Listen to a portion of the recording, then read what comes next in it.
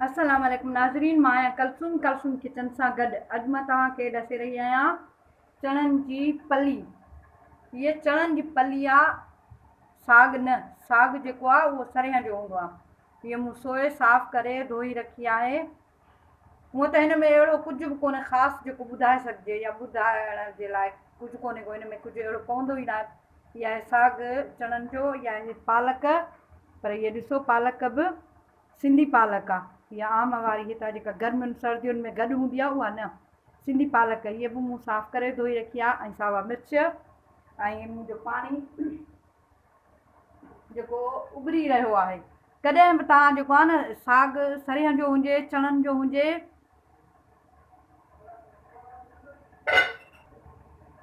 कॾहिं थधे पाणीअ में न विझो। थधे पाणीअ में साग सिरजी वेंदो आहे, उहो ॾाढी देरि लॻाईंदो आहे पचण में। पचण खां पोइ बि उन जो ज़ाइको जेको आहे उहो सही न हूंदो आहे। हमेशह जेको बि साग तव्हां पचायो उहो गरम पाणीअ में विझो।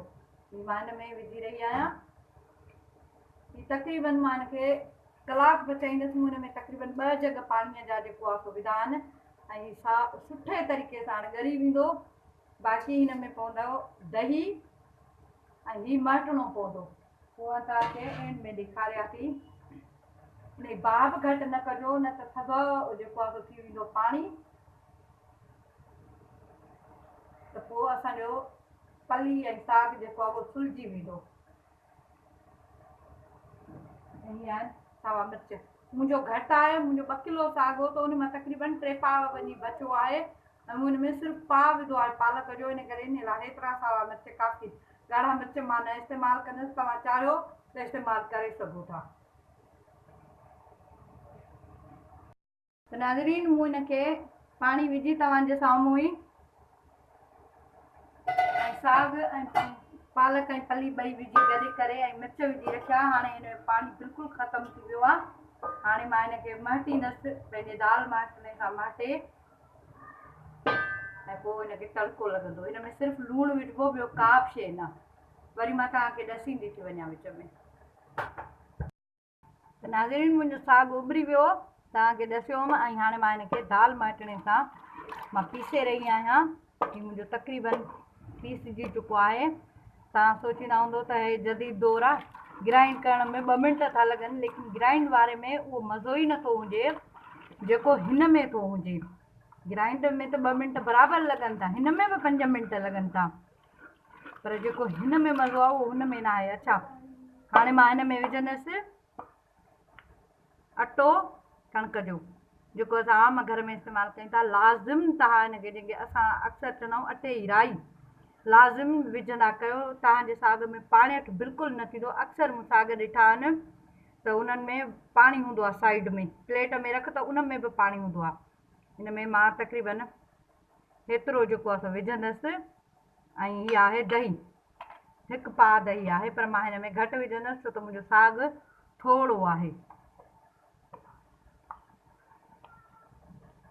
तक़रीबन मूं हेतिरी बसि बचाई आहे, बाक़ी मूं सभु हिन में इस्तेमालु कई आहे। हाणे मां हिनखे पीसे ऐं मां हिनखे तड़को लॻाईंदसि।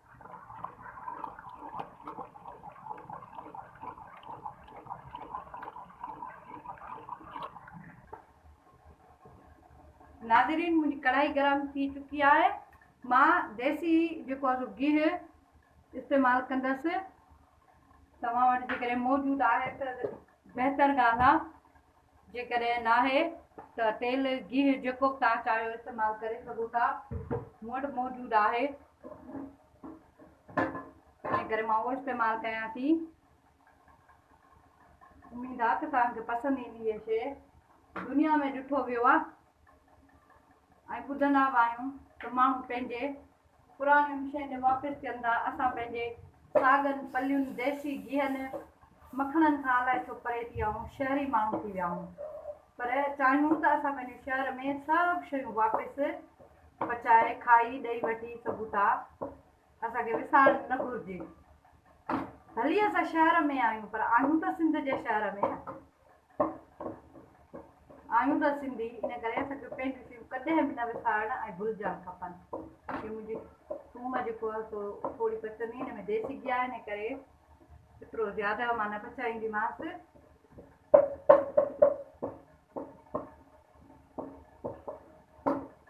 तव्हां साग ठाहे पली हीअ चांवरनि जी मानीअ सां खाई ॾिसो त बहितरीनु लॻंदो।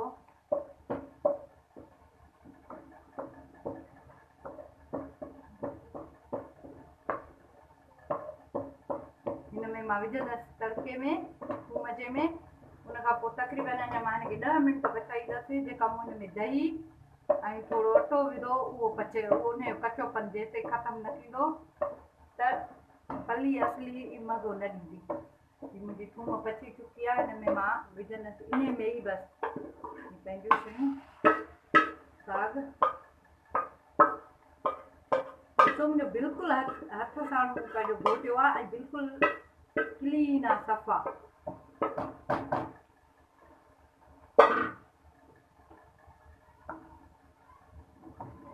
ऐं हींअर ई हिन में ॾिसो बिल्कुलु पाणियाठ जेको आहे उहो न आहे। हाणे मां हिन खे ढक ॾींदसि तक़रीबन 10 मिंट ई अञा पचे। त नाज़रीन मुंहिंजो साग बि तयारु, मुंहिंजी चांवरनि जी मानी बि तयारु। हीउ मुंहिंजो मखणु पंहिंजे घर जो ठाहियलु, पंहिंजे हथ जो। हीउ तव्हां हिन में इस्तेमालु करे सघो था। साग में बि मथां विझी, मूंखे त ॾाढो वणंदो आहे। जेतिरो साग हुजे ओतिरो मखणु विझां। ऐं चांवरनि जी मानी बि मखण सां मखियल जो जेको आहे न पंहिंजो ई मज़ो आहे। उमेद आहे त ज़रूरु तव्हांखे पसंदि ईंदी, ज़रूरु ट्राए कजो।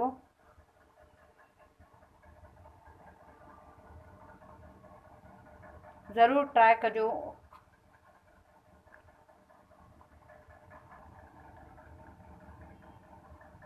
दुआउनि में यादि कंदा। अल्लाह हाफ़िज़।